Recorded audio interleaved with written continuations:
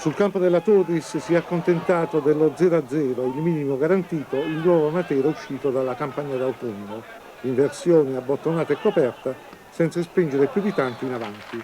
Un punto prezioso certo per non interrompere il cammino e per spezzare la spirale perversa delle sconfitte esterne, in attesa di giorni certamente migliori.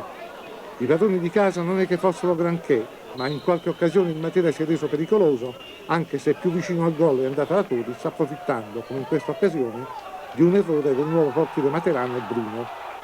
La più limpida delle palle gol è capitata d'avvio di ripresa agli uomini di Benedetto, sul triangolo Caputo-Natalicchio, rifinito fin troppo leziosamente da Pugliese per le mani di Spinosa. Poi altri errori, altre occasioni per i padroni di casa che hanno avuto anche il vantaggio numerico dopo l'uscita di Caputo per doppia munizione.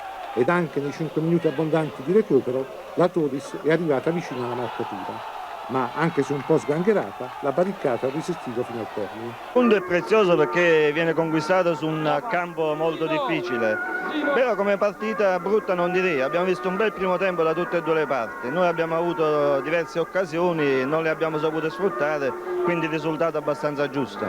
3 innesti nuovi sui quali comunque bisognerà rifletterci ancora un po' per quello che si è visto oggi almeno.